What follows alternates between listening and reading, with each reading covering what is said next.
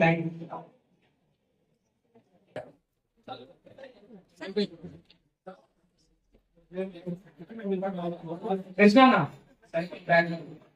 తక్కువ ఉన్నందువల్ల తక్కువ ఉండడం జరుగుతుంది.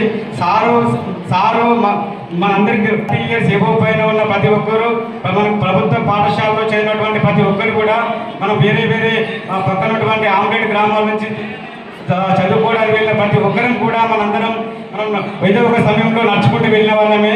ఇప్పుడున్నటువంటి 5 సంవత్సరాల్లో మాత్రమే మన యొక్క విలేజ్లకు స్కూల్ రావడం జరుగుతుంది. అంత మునుపు మొత్తం మనం నడుచుకుంటూ వెళ్ళేదే.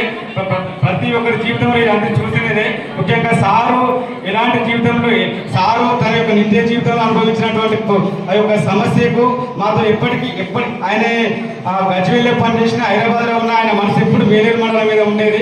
ఎందుకంటే నేను ప్రత్యక్ష సాక్షిని. సార్తో పాటు నేను ఉన్న వ్యక్తిగా చెప్తున్నాను. ఎప్పటికీ ఈ మండలంకి అధికారంలో ఉన్నా లేకున్నా ఏదో ఒకటి చేయాలని.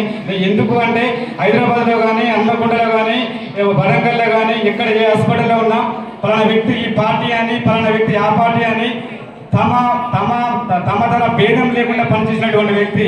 నేను ఇప్పుడు ఒక విషయం చెప్పగలుగుతున్నాను. ఏంటిది అంటే సారు ఏ ఎలక్షన్లో కూడా ఒక 1 రూపీ కరెక్షన్ చేయడు. ఆయన గెలిచినటువంటి 3, 4, 3, 4 టైమ్స్ కూడా ఒక రూపాయి కూడా కరెక్షన్ చేయకుండా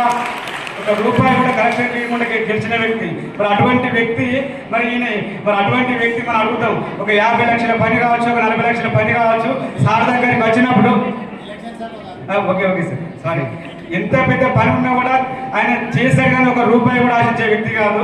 అటువంటి వ్యక్తిని ఆదర్శంగా తీసుకోవడంలో, ఆ వ్యక్తి అడుగుజాడడంలో మరి స్ఫూర్తి తీసుకొని వస్తున్నటువంటి అవసరం మన అందరిపైన ఉన్నది.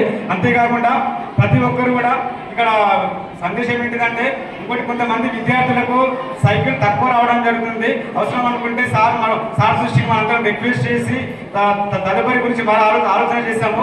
సైకిల్ పంపిణీ విషయంలో కూడా సరే మళ్ళీ అనగత 6th, 7th, 8th ప్రామాణిక, 9th ప్రామాణికంగా తీసుకుని వారికి ఇవ్వడం జరుగుతుంది.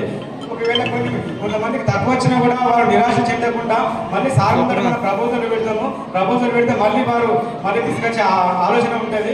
ఈ యొక్క ఇంత పెద్ద కనీసం 40 లక్షల ప్రాపర్టీని ఇక్కడ తీసుకొచ్చినందుకు మా అందరు వేలేరు మండల ప్రజానికి అందరి తరఫున వారి శిరస్సు వంచి అభినందనలు తెలియజేసుకుంటూ వారి సహచరులకు కానీ అవకాశం ఇచ్చినటువంటి సభ అధ్యక్షులకు ప్రత్యేక ధన్యవాదాలు తెలియజేసుకుంటున్నాను.